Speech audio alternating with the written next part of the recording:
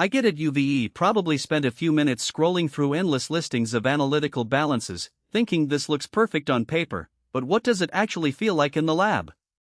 I've been there, and the worst part is ending up with a scale that looks sleek on the product photo but turns into a daily headache when you need that precise gram-to-milligram reading for a chemistry experiment or a quality control test. That's why I'm doing this deep dive, to make sure you don't waste money on a piece of equipment that sounds good but under-delivers when the beaker is waiting. Link is in the description if you want to check the product details on Amazon.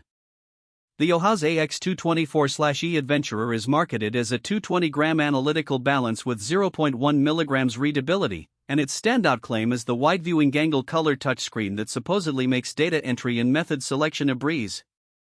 At first glance, that sounds like a nice upgrade over the old-school button panels, but the real question is whether that touchscreen actually saves you time in the kind of routine you'll be doing, or if it's just a shiny surface that adds a bit of cost without changing the day-to-day experience. Let's start with the kind of work where an analytical balance of this size shines. If you're a high school chemistry teacher, a small research lab, or a hobbyist who does a lot of gravimetric analysis, think measuring out reagents for a titration, checking the exact mass of a solid sample before a DSC run, or preparing calibration standards for a spectrophotometer, the 0.1 mg readability is definitely in the sweet spot. You won't need a microbalance that reads to 0.01 mg, but you do need something that won't bounce around at the 1 mg level. In practice, the AX224/E's sensor is sensitive enough that you can place a small capsule of a powdered catalyst on the pan, tap it lightly to settle, and get a stable read within a few seconds. The display updates quickly, and the touchscreen lets you switch between grams, milligrams, and micrograms without hunting for a function key. Now, where the touchscreen can become a double-edged sword is in environments that aren't pristine. I've seen labs where a splash of solvent or a stray drop of oil lands on the screen during a routine weighing. The glass-coated panel wipes clean, but the moment you have to use a glove, the response can feel a little sluggish. If you're wearing nitrile gloves, you'll need a firmer press to register a tap, which can slow you down compared to a mechanical button that clicks with a light touch. For someone who does dozens of weighings per hour, that extra fraction of a second adds up. It's not a deal breaker, but it's a trade-off you should be aware of. Another practical aspect is the balance's footprint. The AX224/E sits on a compact base, which is great if your bench space is limited, but the base also houses the internal electronics and the battery compartment. The battery is a standard 9V, and the unit can run for about 12 hours on a fresh set. In a busy teaching lab where you might power it off overnight and forget to replace the battery, you could be surprised by a low battery warning right before a class starts.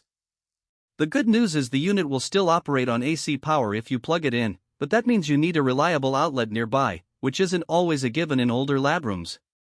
When it comes to calibration, the Adventurer offers an automatic internal calibration routine that you can start with a single tap on the screen.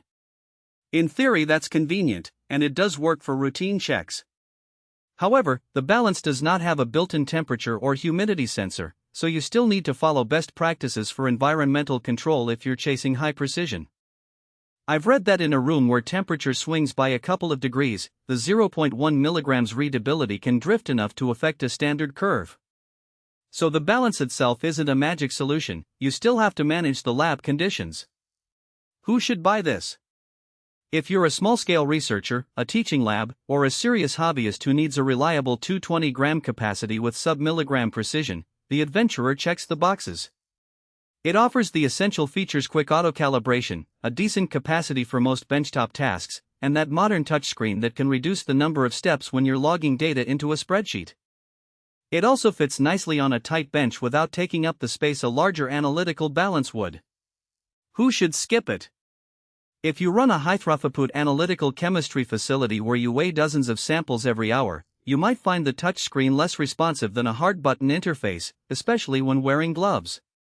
If you need the highest possible stability, say you're measuring reference materials for a certified method, you might look at a balance that offers a sealed draft shield and environmental compensation, features the Adventurer doesn't provide.